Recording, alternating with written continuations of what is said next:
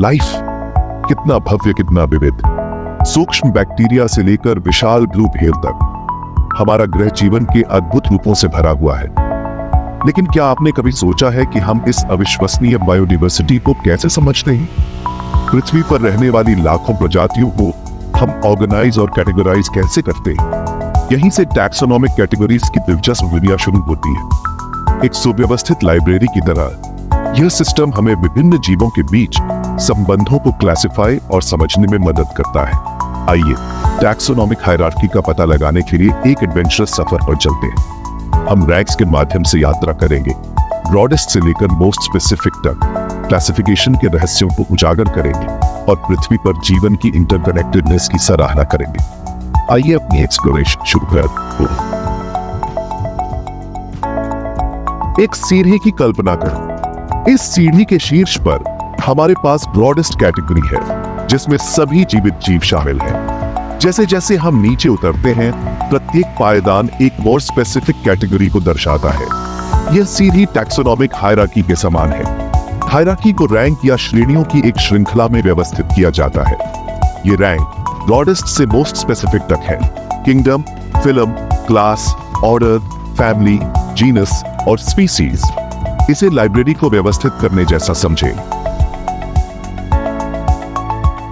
हमारी यात्रा taxonomic ladder के शीर्ष पर किंगडम से शुरू होती है, जो क्लासिफिकेशन सिस्टम की सबसे बड़ी श्रेणी है। इसे सभी जीवों के उनके फंडामेंटल कैरेक्टरिस्टिक्स के आधार पर इनिशियल डिवीजन के रूप में सोचें। पहले केवल 2 किंगडम्स थे, प्लांट्स और एनिमल्स।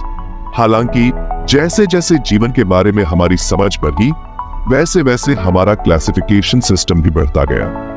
आज अधिकांश जीव विज्ञानी 5 किंगडम्स को पहचानते हैं: मोनेरा, प्रोटिस्टा, फंगी, प्लांटे और एनिमालिया। मोनेरा में बैक्टीरिया शामिल है, जो सबसे सरल एकल कोशिका वाले जीव। प्रोटिस्टा में ज्यादातर एकल कोशिका वाले यूकैरियोटिक जीवों का एक विविध समूह शामिल है, जिसमें शैवाल और प्रोटोजोआ शामिल है। प्रत्येक किंगडम जीवन के वृक्ष में एक प्रमुख शाखा का प्रतिनिधित्व करता है, जो जीवों के इन समूहों के बीच मूलभूत अंतरों को उजागर करता है। सेक्शन 4, फिल्म और क्लास के जरिए सफर। हम अगले पायदान पर पहुंचते हैं, फिल्म। एक फिल्म एक किंगडम के भीतर जीवों को उनके शेयर्ड बॉडी प्लान्स और एवोल्यूशनरी हिस्ट्री के आधार पर विभाजित करता है। उदाहरण के लिए एनिमेलिया किंगडम के भीतर हमारे पास कोर्डेटा, आर्थ्रोपोडा और मोलस्का है। अगले स्तर पर नीचे जाने पर हमारा सामना क्लास से होता है। उदाहरण के लिए फाइलम कोर्डेटा के भीतर हमारे पास ममालिया, एविस और रेप्टिलिया है।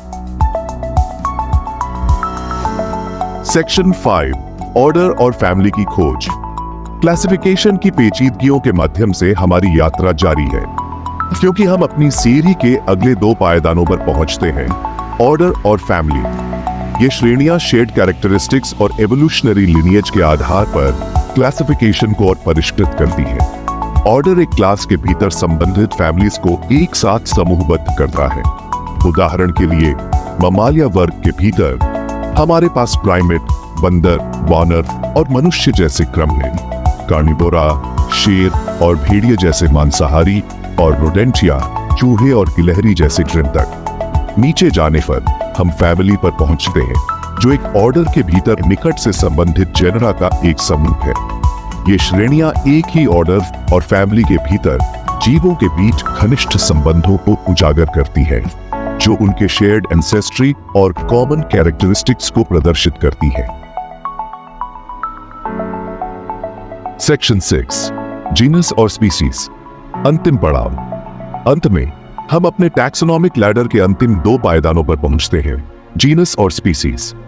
ये पदानुक्रम में सबसे विशिष्ट श्रेणियां हैं, जो जीवों के इंडिविजुअल टाइप्स का प्रतिनिधित्व करती हैं। जीनस शेयर्ड एंसेस्ट्री और कॉमन कैरेक्टरिस्टिक्स के आधार पर निकट संबंधी प्रजातियों को एक साथ समूहित करता है। उदाहरण के लिए जीनस पैंथेरा में शेर, पैंथेरा लियो, बाघ, पैंथेरा टाइग्रिस और जगुआर, पैंथेरा ऑन का शामिल है। स्पीसीज अंतिम और सबसे विशिष्ट श्रेणी जीवों के एक ऐसे समूह को परिभाषित करती है, जो प्रजनन कर सकते हैं और फर्टाइल ऑफस्प्रिंग पैदा कर सकते हैं। लिनियस द्वारा विकसित बाइनोमियल नोमेनक्लेचर सिस्टम का उपयोग करते हुए किसी जीव के वैज्ञानिक नाम में हमेशा उसका जीनस और स्पीसीज शामिल होता है। किंगडम्स के व्यापक वर्गीकरण से लेकर इंडिविजुअल स्पीसीज की विशिष्ट पहचान तक यह प्रणाली पृथ्वी पर जीवन की विशाल विविधता को समझने के लिए एक रूपरेखा प्रदान करती है।